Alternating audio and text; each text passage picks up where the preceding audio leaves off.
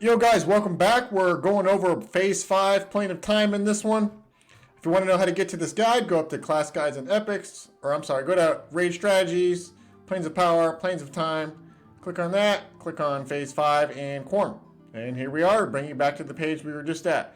So the 4 bosses plus Quarm that are in phase 5 is Cazic-Thule, Bertoxxulous, Rallos Zek, Innoruuk, and obviously Quarm down here. I got some details of all the spells that are casted, general overview of the events and kind of how they work.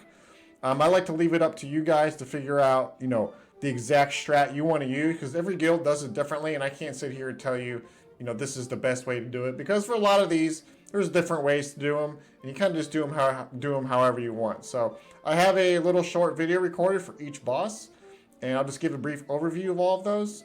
So let's go over them now. All right, so let's go over Cazic-Thule first. You can pull him out of his lair, and for that reason, most people will tank him in that little cubby area where you zone up into phase 5. It's like on the other side of this door right here. I actually locked myself out, so I can't go back in there, but that's where people will normally tank him. He's got 2 kind of nasty AEs. One of them is an AE silence, so he's going to silence your entire raid. And he also has an AE poison, and it also does a damage over time. So if you don't have a whole lot of gear, you're probably going to die from this AE, and you're going to want to get a lot of mass healing going, so you're going to want like mass celestial regen, do a lot of group heals. Try to spread your clerics out so everybody can get enough AE heals to stay alive. He doesn't hit overly hard, but he does he does fear the tank. So for that reason, typically a knight is going to be tanking this guy, so the knights have that fear immunity, which really helps out with that. But that's pretty much all there is to Cazic-Thule. He can be difficult, but like I said, you can the silence and doing all the mass heals is going to be the most difficult part here. Up next, we got Bertox. I'm just going to replay this footage of it. I don't have any footage from when we raided on TLP, so you can just watch this. And it's not really a whole lot you're going to be able to see. It's just a tank and spank fight, so you're just going to be watching people melee a mob anyway. But this guy's got a few different mechanics. He starts off with really high resist, but really low melee damage, like relatively low melee damage.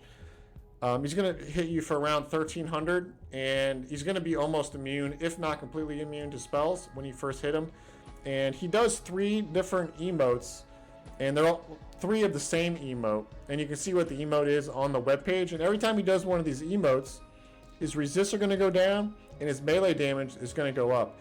And I noticed all 3 of them go off before he's even at 50%. So at 50%, he's going to be hitting for around 2k instead of 1300. And he's going to be most susceptible to spells at this point as well. Now, one thing I noticed, which I actually didn't know until I started like investigating this fight really closely, is his melee damage actually goes back down the lower health he gets from 50%. So at the end of the fight, he was hitting me for like 1400 again. He wasn't hitting me for 2k anymore. So I thought that was interesting. And I don't know if his resist will go back up aligning with that. So maybe like, for example, I don't know if like in the middle of the fight he's least resistant, but then it goes back up again at the end. I'm not sure. I didn't have like a caster with me, but just keep that in mind.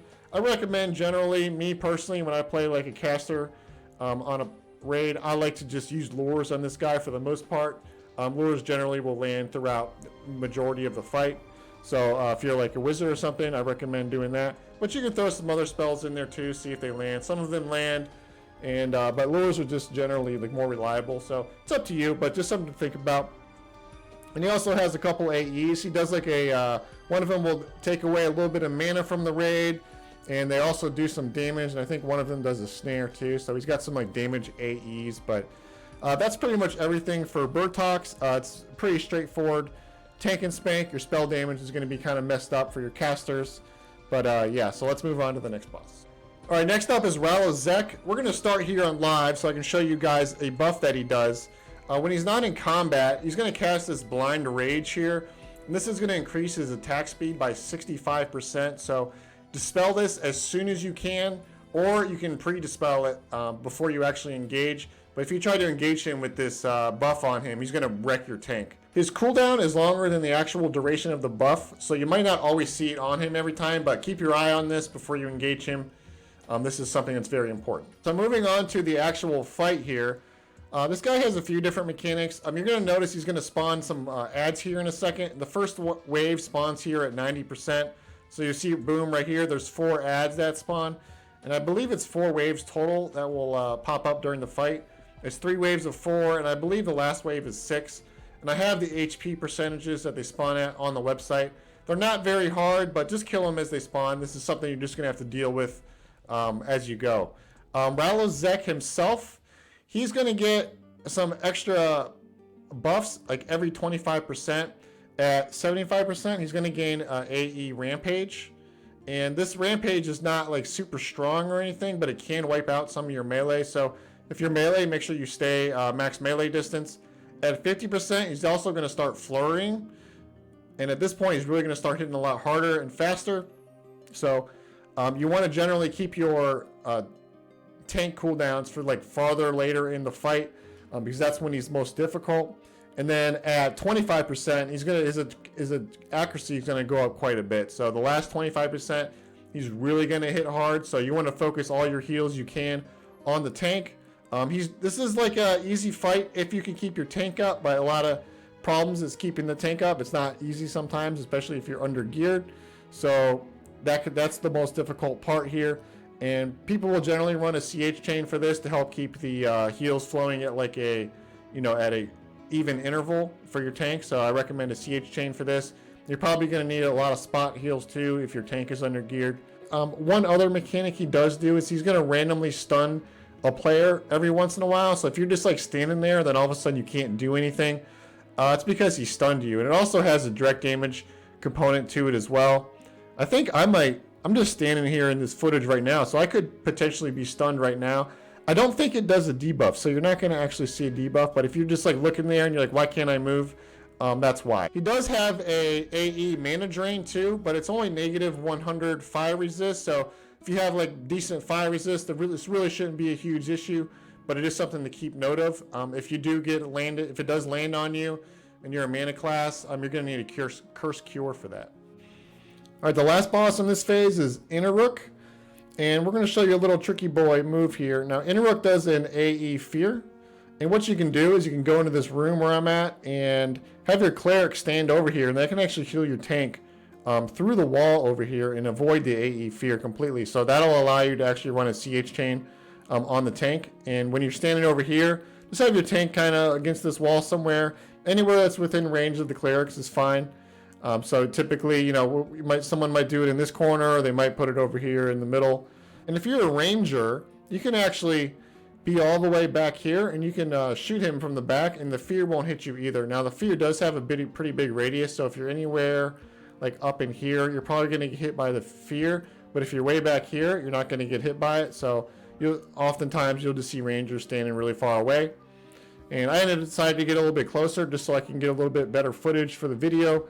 The other mechanic this guy has, he's got some ads, and these things do hit fairly hard, so if you don't pick them up real quick, they can knock some people out. So you're going to have to either root CC these. I don't think they're mezzable. I don't recall. I'm pretty sure they're not mezzable. We typically will just have paladins root them somewhere, or we'll have off tanks on them.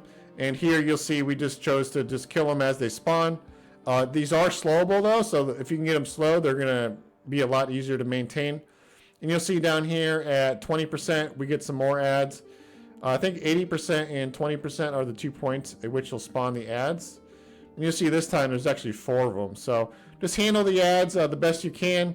You can kill them as they come or CC them until the end of the fight. It's up to you. But that's pretty much Innoruuk in a nutshell. Let's talk about Quarm. All right, so Quarm. The most obvious mechanic this guy has is he's going to do a dispel on himself every 25%. And this is going to dispel a whole group of his debuffs, including slow. And your goal here is to get slow back up on Quarm ASAP. A lot of Planet Time bosses aren't slowable. Quarm is, but if you don't have him slowed, he's going to wreck your tank pretty hard, especially if you're not like full best in slot gear. And let's take a look at it right here. So if you watch the debuffs, he's at 50%, 49. Just watch it, and boom, all these debuffs are gone, including slow. So mages, shamans, bards, whoever has a resist debuff, get that on Quarm as soon as you can, so that way you can land a slow on it as easily and as fast as possible.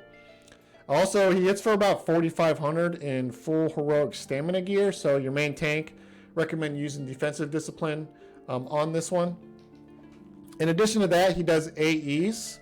He's got a lot of damaging AEs, and every 25% when he does the Dispel, some of his AEs are going to change too. So mostly they're just changing schools of magic. So it might go from like poison to fire or something like that. But if you're under geared, these AEs can really hurt. So I recommend doing mass celestial regeneration, group heals, and things along those lines. He also does an AE mana drain. So if you see that on you, and if you want the name of all his debuffs and stuff, check it out on the website. I got them all listed there. And I also have the AEs he casts for each phase on there too. But if you see the mana drain debuff on you, try to cure yourself of that. Use Purify if you have to. Use Radiant Cure if you have to. Pull everything out that you have because you're on the last boss of the zone anyway. So just use all your cooldowns.